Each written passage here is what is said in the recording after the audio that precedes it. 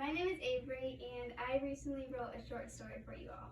This story is about a guy named Mr. Bennett, Jonathan, who is 16, and Reese, who is also a girl and 16.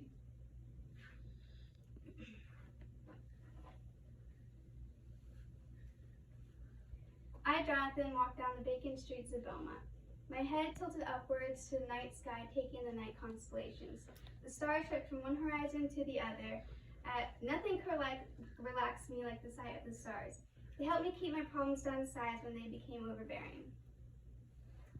They gave me a sense of peace that I didn't often get to feel at times.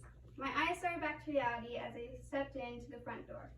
I felt a warm rush of air against my arm as I stepped in. The familiar sound of a ding ding echoed in my ears as the door closed behind me. Hug and among books. The bookstore has been through so much love and pain. It's seen the giggles of little children playing tag, and it's seen the pain. The times were a place to come where folks need a break from life, a place to come when you need a comfort or a hug.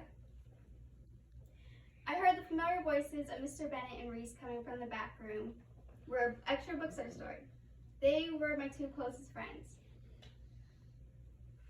"Ah, hello, Jonathan. Come in," Mr. Bennett smiled at me. I returned the smile, turning a chair nearby and resting my arms on its back. "We were just chatting about To Kill a Mockingbird. Did you enjoy it?" Mr. Bennett questioned while cleaning his glasses with the edge of his shirt.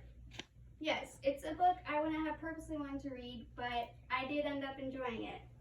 "Jonathan, if it wasn't for me, you wouldn't have read any book since last year." Reese chuckled across from me. "It's true. If it wasn't for Mr. Bennett and me, you wouldn't have read any book." And they're right. Books have become a big part of my life ever since last year, and so have Mr. Bennett and Reese. As much as I hate to admit it sometimes, Mr. Bennett and Reese were there for me when my life felt like it was coming down like Twin Towers did. Leaving everyone devastated, not knowing if they would get to witness their children's first laughs in life, not knowing if they would get to breathe in the fresh air of every new day. After much chatter and talk, Mr. Bennett sent me and Reese home with the house. It sounded very intriguing. Goodbyes echoed throughout the room as me and Reese exited the sweet home-like building. "Gosh, I don't know where I would be if it wasn't for Mr. Bennett," Reese ranted on. I smiled and continued listening to her speak. Eventually, we turned down Cherry Avenue. The familiar scent of cigarettes overtook the air. I remained on the opposite side of the street, waving my goodbyes to Reese as she went back home.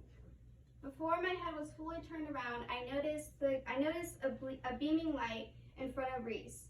Before processing what could possibly happen next, I dove myself onto the road in front of Reese, protecting her from what could happen next.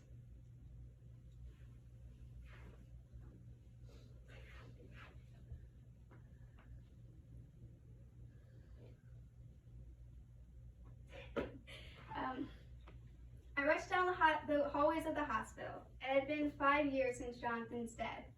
My heels clicking with every click-clack as I made my way to Mr. Bennett's room. He had been diagnosed with pneumonia, and we both knew he would die soon with his health. We just didn't know when. My head peered in the room with the biggest smile one could have. "Mr. Bennett, I did it. I sat on the side of his bed, handing him a paperback book. "A Heart of Gold?" he asked with bewilderment on his face. "It's my first book, published. I turned the nights at the bookstore, the late night talks, and you and Jonathan's Heart of Gold you share with me. I felt love for once." His eyes filled with tears, cupping my hands. "I knew you would do it. I knew you would do it." Jonathan would be so ecstatic right now. A tear of joy rolled down his cheek. I know Jonathan would be proud, I know. And with that, Mr. Bennett died. I knew it was coming. I was prepared. He would be reunited with Jonathan now, laughing along with my best friend. And someday, I'll join them too.